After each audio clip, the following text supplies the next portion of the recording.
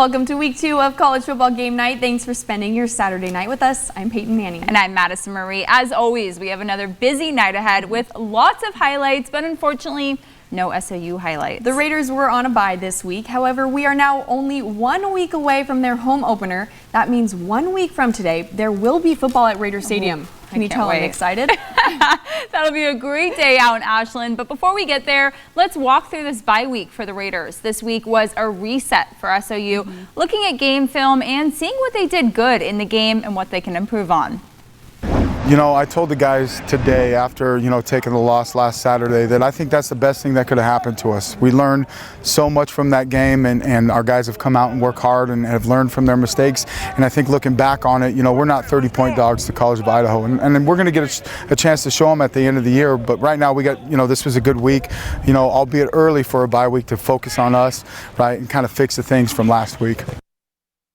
So now let's jump into what the Raiders have been working on, starting with the offense. Game 1 against the Yotes started off great for the Raiders. The run game was unstoppable, and I don't think College of Idaho was prepared to be attacked on the ground. But SOU's few long drives didn't end in touchdowns. They ended with some field goals, courtesy of Brian Batris. However, you need to score touchdowns on the road in order to win games. The Raiders turned to a shootout in the second half and scored their only touchdown of the game thanks to a 64-yarder to Jackson Clemmer. Coach Brown was happy with how his offense performed, but wants to see his quarterbacks throw down the field more. As the O-line, sophomore Duncan Hicks expects more from himself and his team, saying the offense will need to make adjustments throughout the whole game and not get complacent.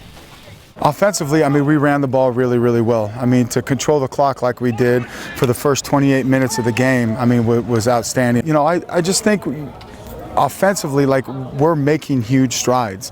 We need to be better at taking some shots down the field, right? Because as we were establishing the run, they were coming closer to the line of scrimmage, and we never could really throw it over their head. And so that's something we've worked on all week. As an offensive line, I think we did an okay job at picking up the movement. It's hard to say we did a good job when we're taking a loss and only getting 3.6 yards per carry. But as a team, as an offense, I thought we had a great first half, really brought it to them. Just being able to continue that momentum and make adjustments as they make an adjustment as an offensive line and as an offense, I think that would be our greatest improvement heading into the next week. As for the Raiders on defense, the first half was also looking good. The Raiders D held the Yotes to just 14 points and were only on the field for 13 plays. Coach Brown saying their mistakes were scheme-based, allowing too many explosive run plays to get by the D-line and get loose in the secondary. Heading into the second half, the Yotes controlled the last 2 quarters from time of possession to scoring 28 points, with 1 touchdown in the air and 3 on the ground. So the focus for the defense on bye week was cleaning up their technical mistakes. Senior cornerback Marve Nembo saying the Raiders will need to look at the game in fragments, coming out hot and winning each quarter. It was technical errors that were leading to assignment errors. And so technically we've got to get a lot better, especially in the back end. Way too many explosive plays, the ball's going over our head. So we had to fix that this week and really make that a focus. I just don't believe we were consistent in the moments we needed to be. We didn't capitalize on a few drives offensively or defensively. I think the best way to do it is just segment each quarter. So if we go to the approach to just win each quarter, so if I feel like we won the first quarter, then we got to keep it going to the second quarter. We go into half, we get a little break, let guys water up, rest, get back on the field and come out that it's a 0-0 ball game. No matter if we're up or down from that point on, we have to win the third quarter and we have to win the fourth quarter. And I don't think we had that mindset of that game.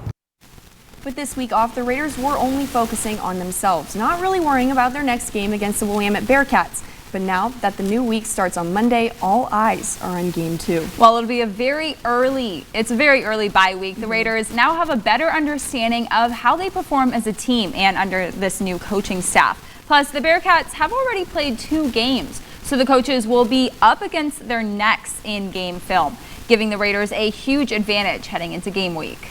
In week 1, the Bearcats played Laverne. They won by only 3 points with a final of 24-21. Laverne put up 2 touchdowns in the first quarter and shut out the Bearcats. However, Willamette scored 17 unanswered points in the second quarter, ultimately leading to their win. And today, Willamette was back on the field for game 2. The Bearcats took their first loss of the season to the Lewis and Clark Pioneers with a final score of 38-7. So now, SOU has all the momentum coming into this game. Fresh off bye week, while Willamette is coming in with the weight of the loss on their shoulders. The last time SOU and Willamette met was back in 2011. So to say it's been a long time is kind of an underestimate.